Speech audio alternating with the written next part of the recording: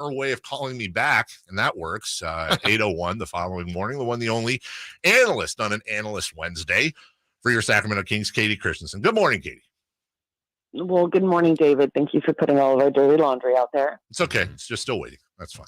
I'll wait till later. Well, I had the victory lap with my entire family on the phone last night, so we got squeezed out of the order. I'm sorry. Just so you know, Kayte, I won't give too much away, but Kayte has a call rotation. Mm-hmm. Okay.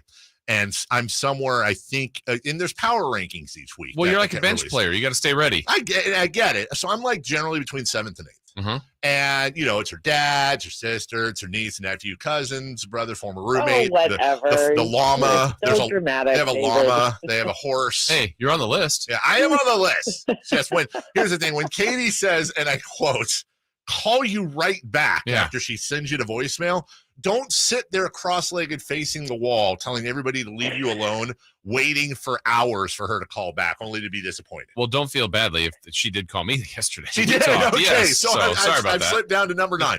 That's fine. Kayte, Marvin. How about them Kings? Marvin Bagley's house is up for sale in Elk Grove for a cool $1.995 million. It's 9 bedrooms, 8 baths, comes with a full court, NBA style court with a scoreboard and bleachers and a theater. Will you be bidding on it? I wish I had that kind of money. Yeah. Okay. Well, and short of that, then can we at least say you're happy this morning waking up with your Sacramento Kings as the number 2 seed? I know. How wild is that? Yeah. When I saw that yesterday, I was like, "Oh my goodness!" So yeah, it's pretty exciting. Yeah, I can say I'm pretty happy about it. And this has been, honestly, Kayte, it's been a great year. We all know that. What they've done offensively has been stunning. But the fact that they're all the way up to number 2, and they've been the 3 seed for, I think it's 40-something days. So it's obviously they've been consistent. I think everybody's waiting for, but look at this now stretch, or this 5-game road trip, or this kind of thing. I feel like people still to this point aren't fully believing. What is your belief on the level of quality that this team is playing at right now? Well, I think that they've been, extremely consistent as you said. And when you look at kind of, the road record, to me is a big one that kind of shows, where this team is at, because to be able to win on the road, and you look at teams that really have struggled like Golden State, it's kind of, mind boggling what's going on there. So my believability, I guess, with this team is I believe that they're have the potential to finish like a top 4 for sure, even with how tough their schedule is down the stretch. I mean, obviously they've got Phoenix coming up. The game against the Knicks tomorrow is going to be really tough. They've got a tough schedule ahead of them, but like seeing how they have responded and how they play teams, especially the second time around, like they did not play well against the Knicks in New York. No. So I'm really looking forward to that game tomorrow. And it's a TNT game, and we saw how they came out against the Nets on the last TNT game that they have. Like, I think that this team is legit. I also think this team has gotten really lucky in terms of being healthy, right? And I think that that's something that everyone needs to really, factor into it as well. You look at with Golden State, Phoenix, you can go down the list of people that have had long injuries to key players. And the Kings, despite the fact that Domas had the broken thumb and has played through it, they really haven't had very many, games missed by players. And that really factors into where they are right now in the standings. Sometimes in baseball, I remember this with my Giants a few years back. On paper, they were fine. Yet they won more games than any team in the history of the Giants, going all the way back to New York, including multiple championships, had won. And it's because it seemed like everything went right. Everybody had a career year. Everybody, for the most part, stayed healthy. I'm not trying to disrespect the Kings' talent level per se, but has this shaped up so far, to your point, where it's like pretty much everything has gone right, including Domantas Sabonis playing at an MVP level with a broken thumb. Everything has gone right for the Kings this year for the most part. Yeah, I mean, it really has. Keegan, I don't think anyone expected for him to come out as a rookie and really play the way that he has. Like, I'm like pleasantly surprised that he just continues to get better and better. And like every time that Mike Brown challenges him to, you know, add another element to his game, to focus on it, he immediately does it and incorporates it into the game. And, you know, Kevin has played really well the last 4 or 5 games now. You can kind of go down the list of guys. Trey Lyles is playing incredibly well. Like, you can just go down the list of guys that really are having great seasons overall.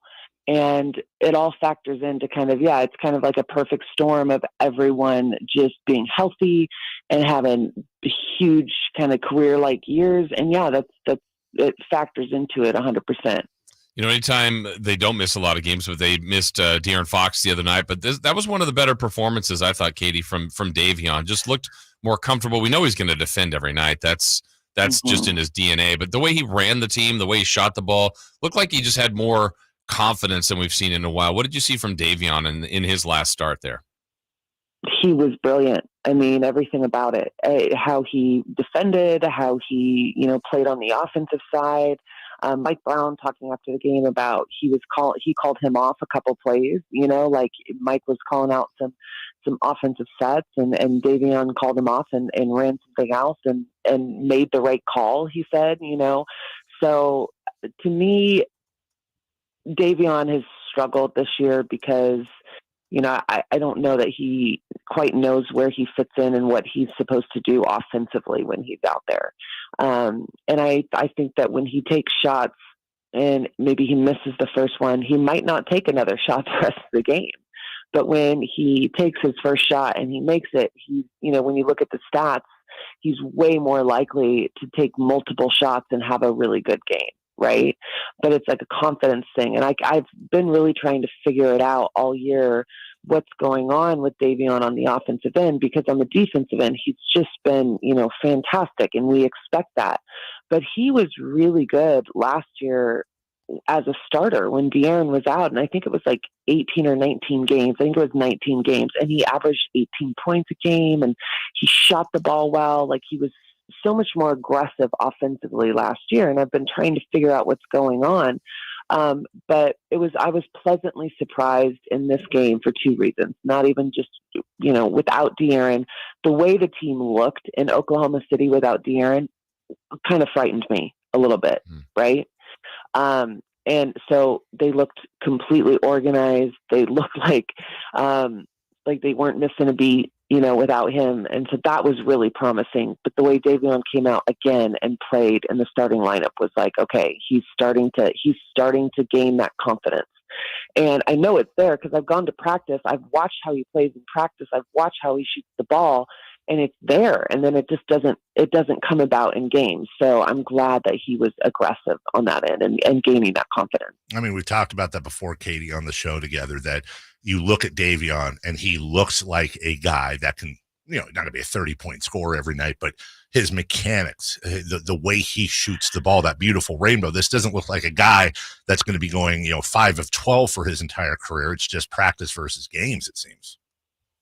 Yeah, no, that's one of the things that I've always, because I kind of nerd out on the mechanics of these guys' shots, and like before games, I'll sit there and I'll watch them when they're going through their shooting routine and you know, watch their body mechanics from you know, basically from the floor up as they get into their shot. And Davion has great mechanics, like his base, how he sets his feet, like everything is perfection. Like he's very fundamental in terms of his shot, his stance, all of it, how he gets into it.